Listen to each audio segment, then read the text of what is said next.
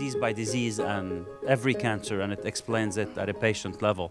So it's, like you said, it's very important when you're doing Google searches to really know the source. Because as you know, the internet is completely unregulated, and which is, it should be. I'm not saying it should be regulated, but you have to know what you're reading, and then from what year. A lot of time, even the first thing that comes up could be from 2005, and it may not be the most recent thing. Also, two other websites that you can check is cancer.gov. Okay, in cancer.gov, you may be able to identify clinical trials ongoing, also go by disease, and you can find by phase 1, phase 2, 3, and 4, and also by distance from where you live. And also, some of us in this table, we are also member of the European Medical Society of Oncology, ESMO, so some people have the resources to go to Europe, okay, and being seen there and receive therapy there. I have patients when I was at the University of Miami as a faculty there. I have patients that I refer to Europe, so you can go to esmo.org, which basically is ASCO. ASCO is for America, ESMO is for Europe, and you can also look into that. Dr. Santos invited me here this morning, and I said, okay, I'm here, and I didn't know what to expect. 2 years ago today, I was in a Boston hospital about to have a bilobectomy, and I was on the operating table, and the doctor aborted the surgery when he discovered a small nodule in the third lobe, which means I was now stage 4 lung cancer. Thank God he aborted the surgery, because I would never be able to play the tennis I play 3 times a week now, or anything I do.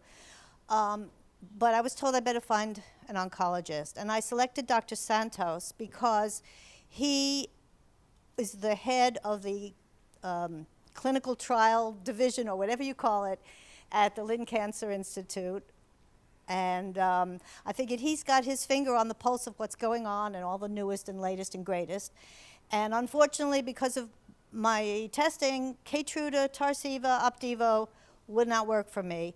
I was on chemo for 16 months, and I finally got to the point where I think the doctor said there comes a point where you have to decide if it's working for you or not working for me. And it really was starting to diminish me and wear down my immune system.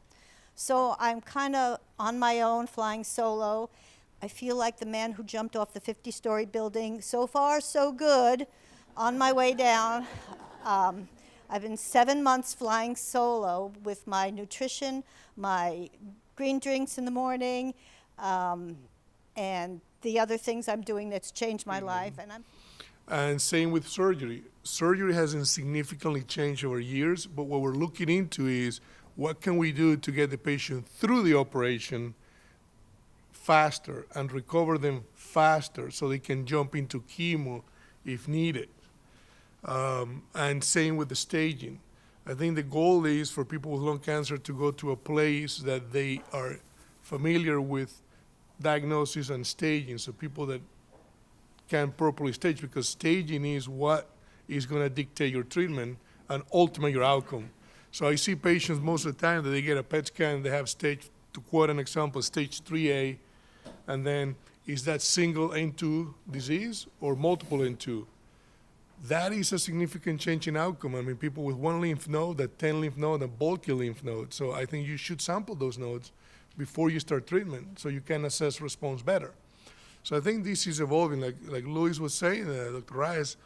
I mean, this is a very exciting way for lung cancer. You were diagnosed 10 years ago and completely different than being diagnosed in this year.